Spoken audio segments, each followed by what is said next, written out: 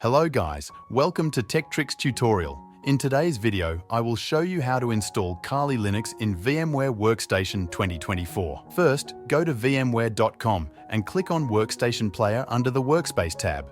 You can use Workstation Player for free for non-commercial use.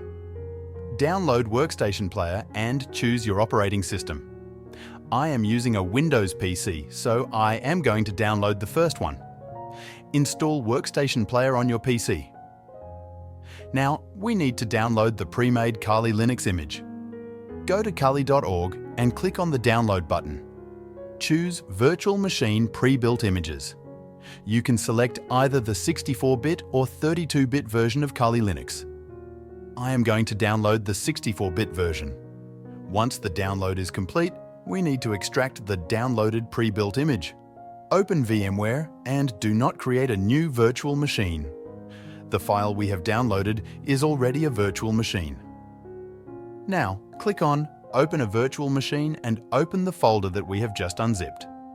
Select the AMD64 file and click Open. There we go. We have now successfully added Kali Linux.